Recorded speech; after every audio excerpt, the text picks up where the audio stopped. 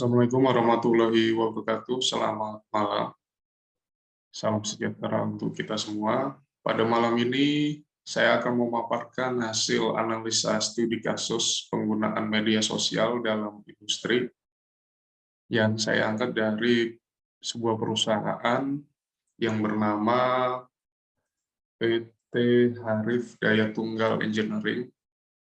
Di sini saya langsung saja membaginya menjadi 4 poin. Poin pertama itu ada latar belakang, poin kedua ada penjelasan sosmed yang digunakan. Nah, poin ketiga, saya menggunakan metode analisis SWOT. Dan yang keempat, kesimpulan. Kita langsung saja ke poin pertama tentang latar belakang. PT Harif Daya Tunggal Engineering adalah salah satu inovator teknologi terkemuka di Indonesia untuk sistem tenaga, pertahanan, transformasi digital, dan industri lingkungan. Didirikan pada tahun 1982 sebagai perusahaan layanan integrasi sistem komunikasi khusus dalam proyek komunikasi HF, VHF, dan UHF. PT Harif Daya Tunggal Engineering beralamatkan di Jalan Soekarno-Hatta, nomor 450,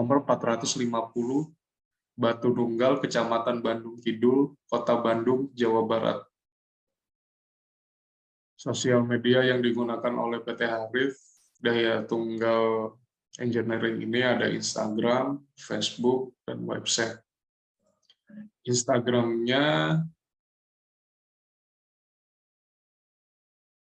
digunakan oleh PT Harif sebagai media edukasi, promosi, dan informasi lowongan pekerjaan. Untuk Facebook-nya sendiri digunakan sebagai media diskusi real-time, promosi, dan inovasi. Maaf, saya ulangi, sebagai informasi lowongan pekerjaan. Untuk websitenya digunakan sebagai media penyampaian informasi baik deskripsi produk dan spesifikasi.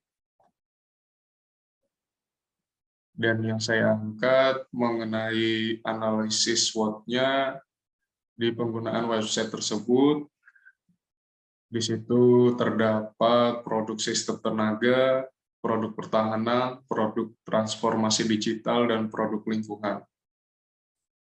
Langsung saja ke metode analisis SWOT penggunaan sosmed dari PT Harif Daya Tunggal Engineering.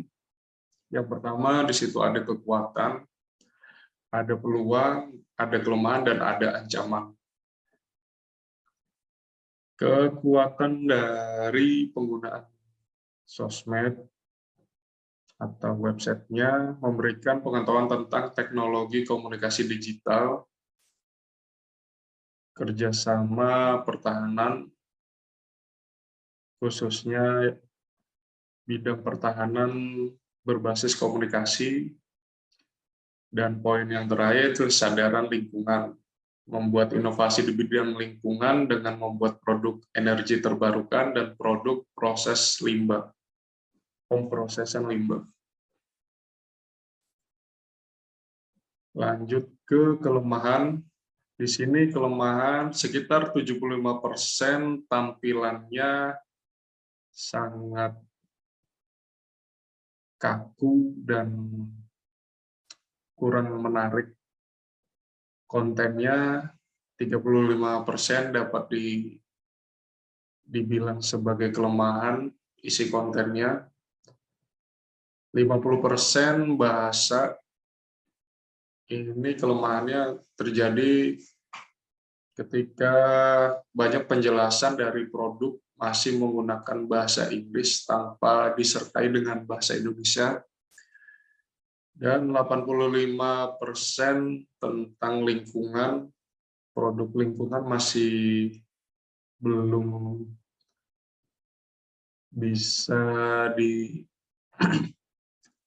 bisa diproduksi secara massal.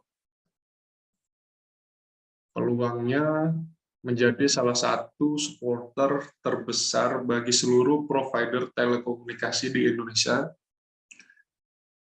Terdapat beberapa poin di sini, ada nilai inti, mengembangkan, menghasilkan, dan memasarkan sebagai produk teknologi yang dibangun berdasarkan nilai. Ada inovasi, teknologi dapat menghasilkan inovasi terbaik, dan inti dari inovasi adalah nilai tambah dalam setiap produk yang dihasilkan. Perusahaan telah melakukan tradisi inovasi sejak pertama perusahaan ini dibentuk. Yang ketiga, dari semangat lokal, membangun sebagai besar produk terbaik dengan sumber daya lokal, baik manusia maupun material, untuk mengembangkan produk yang bekerja dengan luar biasa. Dari sisi layanannya sangat baik, dari tahap pertama ke tahap lainnya, perusahaan ini selalu memberikan sentuhan berorientasi pelanggan. Jadi, PT Harif Daya Tunggal Engineering adalah perusahaan dengan layanan prima sebagai prioritas. Ancamannya sekitar 60%, banyak sekali kompetitor dari dalam maupun luar negeri yang lebih mutakhir dan lebih inovatif menjadi salah satu ancaman dari luar perusahaan ini. Ancaman dalamnya sekitar 40%, adanya tingkat kurang puasnya karyawan di dalam kinerja dan pembinaan karir.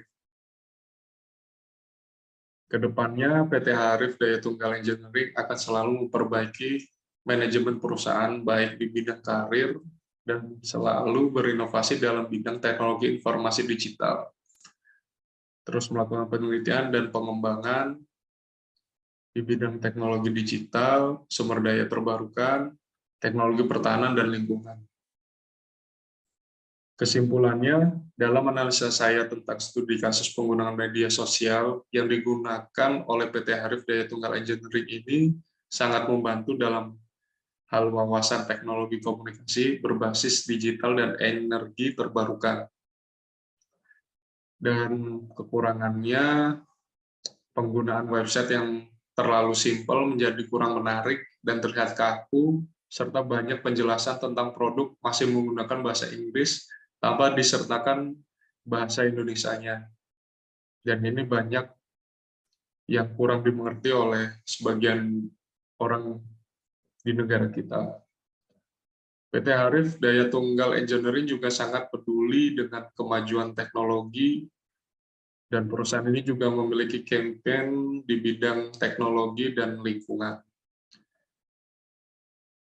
Terima kasih, sekian penjelasan saya tentang analisis studi kasus penggunaan media sosial dalam industri. Dalam hal ini, saya mengangkat penggunaan media sosial oleh PT Harif Daya Tunggal Engineering. Semoga penjelasan ini memberikan kita wawasan tentang penggunaan media sosial ternyata penting di bidang industri. Terima kasih, sekian. Wassalamualaikum warahmatullahi wabarakatuh. Selamat malam.